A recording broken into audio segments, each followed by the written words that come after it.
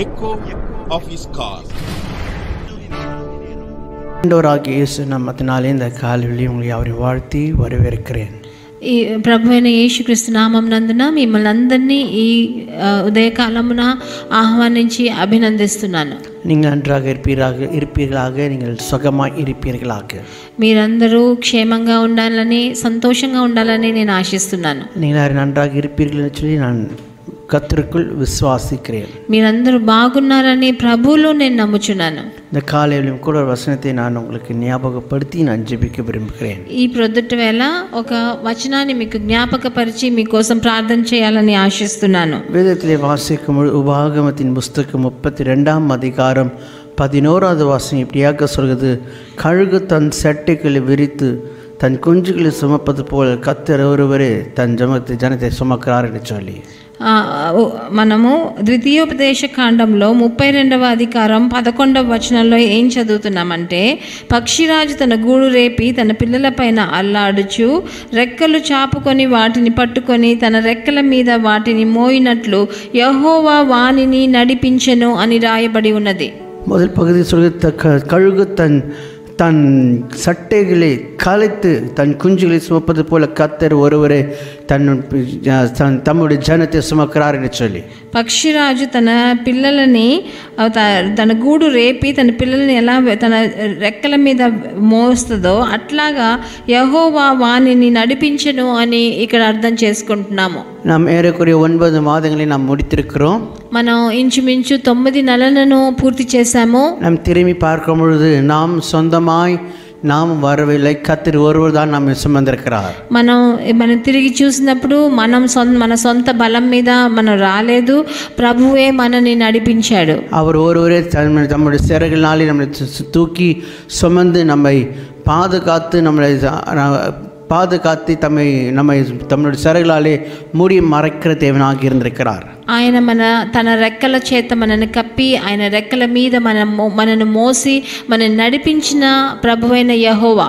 நீங்கள் இதே வசனம் தொடர்ந்து நீங்கள் இந்த வசனத்தையும் அடுத்த வசனத்தையும் நீங்கள் வாசித்து பார்ப்பீர்கள் என்றால், வேத வசனம் சொல்லுகிறது, அந்நிய தேவர்கள் அல்ல கர்த்தர் ஒருவரே சுமந்தார் என்று சொல்லி వేదనే நாம் వాసిக்கிறோம்.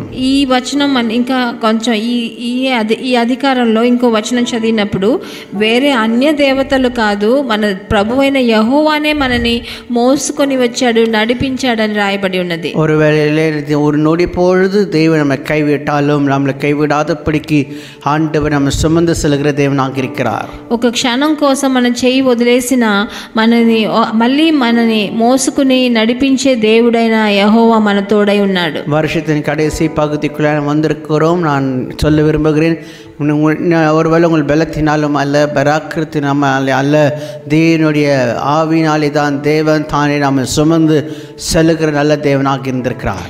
ఈ సంవత్సరం ముగింపులోకి వస్తున్నాము, కానీ మీకు చెప్పాలని ఆశపడుతున్నాను ఏంటంటే, బలం వల్ల శక్తి వల్ల కాదు, ఆయన పరిశుద్ధాత్మ బలం వల్లనే మన ఇన్ని రోజులు నడిచామని మీకు గుర్తు చేయాలని ఆశపడుతున్నాను. ஒருவேளை மத்தியில் உங்களோடு இருந்த நண்பர்கள் சொல்லியிருக்கலாம், நான் இருக்கிறேன் என்று சொல்லியிருக்கலாம். ஆனால் ஒரு குறிப்பிட்ட காலங்கள் வரும்போது உங்களோடு இல்லாமல் இருந்திருக்கலாம். ஆனால் அந்த காலகட்டத்திலும் ஆண்டவர் ஒருவர் தான் உங்களை விட்டு விலகாதபடிக்கு என்றென்றைக்கும் சதா காலங்களிலும் உங்களோடு இருக்கிற தேவனாக இருக்கிறார். మీ ప్రాణ స్నేహితులు ఒకవేళ మీ దగ్గర చెప్పుండొచ్చు, నేను జీవితాంతం నీతో తోడుగా ఉంటాను, నీ మిత్రముగా ఉంటానని చెప్పుండొచ్చు.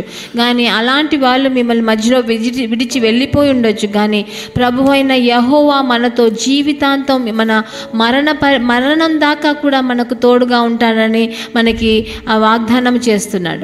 வேதத்தில் வாசிக்கும் பொழுது மத்தேயு எழுதின சுவிசேஷம் 28ஆம் அதிகாரத்தில் வாசிக்கும் பொழுது, இதோ நான் உலகத்தின் சதா காலங்களிலும் நான் உங்களோடு இருக்கிறேன் என்று சொன்ன தேவன் அவர் நம்ம சுமக்கிறது மாத்திரமே இல்லை, நம்ம ஏற்றத்திலும் தாழ்விலும் நம்மளோடு இருக்கிற தேவனாக இருக்கிறார். ఆయన మనకు మత్తయి సువార్త 28వ అధికారంలో చెప్తున్నాడు, ఈ లోకం ముగిసేదాకా నేను నీకు తోడై ఉంటానని చెప్పినట్లు ఆయన మన సంతోషంలో మటుకు కాదు, మన దుఃఖంలో కూడా మనకు దేవుడుగా ఉండి మనతో తోడుగా నడిచే దేవుడుగా ఉన్నాడు. இந்த காலை வேளைக்கு நான் சொல்லுவேன், ஆண்டவர் தாமே உங்களை சுமக்கிற தேவன், இனிமேலும் உங்களை சுமப்பதற்கு அவர் உண்மையுள்ள தேவனாக இருக்கிறார். ఈ ఉదయకాలమున మీకు గుర్తు చేయవలసింది ఏంటంటే, ఆయన ఇన్ని రోజులు ఇన్ని సంవత్సరాలుగా మనని మోసుకొని వచ్చాడు. ఇక మీదట ఆయనే మనని మోసేదానికి సమర్థుడిగా ఉన్నాడు. நாம் ஜெபிக்கலாம். మనం ప్రార్థన చేద్దాం. அன்பின் ஆண்டவரே, இந்த நல்ல பகல் வேளைக்காக நாங்கள் நன்றியோடு துதிக்கிறோம், ஸ்தோத்திரிக்கிறோம். ప్రియ తండ్రి, ఈ మంచి ఉదయ కాలం కోసం మీకు స్తుతిస్తున్నాము, మీకు వందనాలు చెల్లిస్తున్నాము. ஆண்டவரே, நீ சொல்லும் வேதத்தில் வாசித்தவன் அழகு தன் செட்டிகளை கலைத்து தன் குஞ்சுகளை சுமப்பது போல கத்தர் நம்மை சுமக்கிறார் என்று சொல்லி வேதத்தில் வாசிக்கிறோம். நம்ம அந்த நீர் எங்களை கத்தாவே இமைப்பொழுது எங்களை கைவிட்டாலும் நீர் எங்களை சுமக்கிற தேவனாக இருக்கிறீர். ఈరోజు మేము చదివిన వచనం బట్టి ఎలాగా ఒక పక్షిరాజు తన గూడిని రేపివేసిన దాన్ని మళ్ళీ తన చిన్న పిల్లలని తన రెక్కల మీద మోసుకొని నడిపించినట్లు మమ్మల్ని నడిపించి వచ్చినందుకు మీకు ఎంతో కృతజ్ఞతలు చెల్లిస్తున్నాం తండ్రి. கடந்த 9 மாதங்களில் எங்களை சம்பந்தத்தை போலவே இந்த வருஷத்தின் கடைசி மாதங்களிலும் இந்த மாதத்திலும் நீர் எங்களை சுமப்பீராக என்று சொல்லி ஜெபிக்கிறோம். మీరు ఈ గడిచిన 9 నెలలు మమ్మల్ని మోసిని వచ్చినట్టు ఇంకా ఉండే ఈ 3 నెలల్లో కూడా మీరే మమ్మల్ని కాపాడి రక్షించి ఇంకా రాబో సంవత్సరాల్లో కూడా మీరే మమ్మల్ని నడపాలని వేడుకుంటున్నాం నాయన. அதுக்கு நாங்கள் கீழ்ப்படிந்து நாங்கள் உம்மோடு நாங்கள் இருக்க எங்களுக்கு கிருபை பாராட்டும். దానికి మీకు లోబడి మేము మీకు విధేయులుగా నడిచేదానికి మాకు జ్ఞానాన్ని ప్రసాదించండి. ఆశీర్వదించండి. జపతకి నల్ల పర్లకు పితావే, మమ్మల్ని ఆశీర్వదించి మాకు దారి చూపండి మంచి తండ్రి. ఆమేన్. God bless you.